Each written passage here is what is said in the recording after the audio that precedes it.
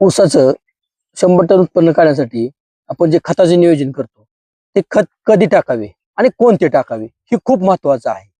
तर त्यासाठी ऊसाला खताचा डोस टाकताना ऊस 2 ते 2.5 महिन्याचा असताना ऊसाला पहिले खताचा डोस टाकावा. तर ते डोस कोणता टाकावा आणि कशासाठी टाकावा? तर ते पहिलं डोस जे आपण टाकतो ते ऊसाची फुटवा जास्तीत जास्त व्हावा, ऊसाची वाढ चांगली व्हावी, ऊसाची कांडी मोठ्या प्रमाणात निघावी यासाठी आपण हे पहिला खताचा डोस टाकतो.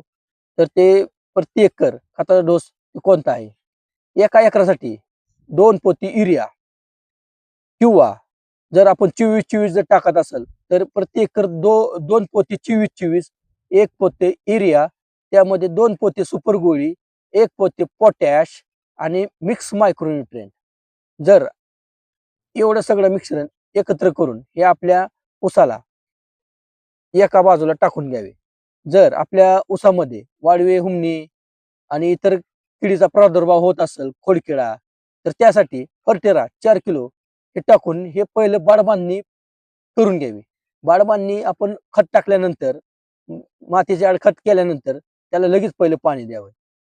पाणी 1 महिनाभर तरी कमीत कमी 5-6 दिवसाच्या अंतराने पाणी द्यावे, जेणेकरून आपल्या खताचा आपटेक होईल आणि आपलं पिकाची वाढ जोमाने होईल.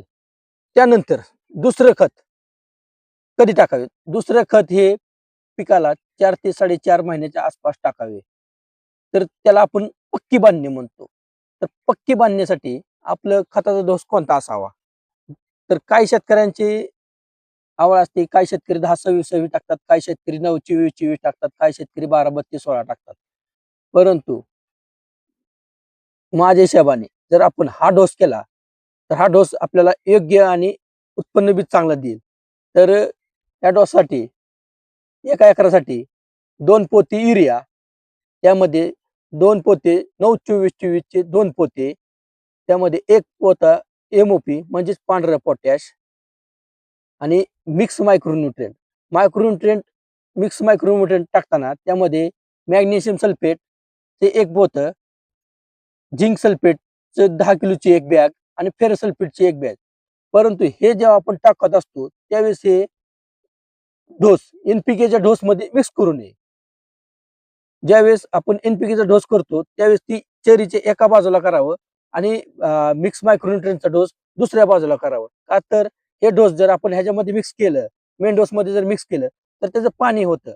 मग ते आपल्याला व्यवस्थित टाकता येत नाही. त्यासाठी जे NPKचा डोस केलेला आहे ती चरीच्या एका बाजूला करावे आणि दुसरा डोस चरीच्या दुसऱ्या बाजूने टाकावे. असं करून हे 2 डोस करावे. असं केल्याने आपल्या पिकाचं उत्पन्न 100% मध्ये वाढ होणार आहे. जर आपल्याकडे ड्रिप असेल तर कोणतीही गोष्ट एक लक्षात ठेवा शेतकरी मित्रांनो, जे आपण खतं देतो त्याचा बी एक कालावधी असतो, की बाबा हे खतं एवढ्या एवढ्या दिवसापर्यंतच खतं काम करतात, तिथनं मोर ते खताचं काम होत नाही. तर आपला ऊस पाहायचं म्हणलं तर आपला ऊस 12 महिन्याच्या पुढे असतो. 12, 15, 16, 18 महिन्यापर्यंत ऊस चालतो. जर तुम्ही 4थ्या महिन्या किंवा 5व्या महिन्यामध्ये जर पक्की बांधणी केली तर त्या पुढून काय? 4थ्या-5व्या महिन्यात धरलं तरी 6-7 महिन्यापर्यंत आपण त्याचा खताचं अपटेक वगैरे धरू शकतो. पण 7-8व्या महिन्यापासून पुढं काय? तर अशा वेळेस जर आपल्या शेतात ड्रिप असेल तर ड्रिपद्वारे आपण 5 किलो पांढरं पोटॅश, त्यामध्ये 5 kilo magnesium, 2.5 kilo zinc sulphate आणि 1 किलो फेरस सल्फेट असं ऊस तुटेपर्यंत म्हणजे ऊसाचं शेवटचं पाणी बंद करेपर्यंत हा ऊसाला ड्रिपद्वारे खताचा डोस पूर्णपणे द्यावा आणि आपल्या उत्पन्नात 100% वाढ होणार आहे. 100, 90, 80, 100+ टन आपल्याला उत्पन्न निघणार आहे. तर हे एवढे खताचे नियोजन करून आणि 100% एवढे खताचं नियोजन करा. तर आपल्या उत्पन्नामध्ये 100% वाढ होईल. जर याचा फायदा जर आपल्याला होत असेल तर मला कमेंट बॉक्समध्ये कमेंट करून सांगा. हे डोस केलेलं ह्याने आपल्याला फायदा होईल का नाही होईल? धन्यवाद शेतकरी मित्रांनो.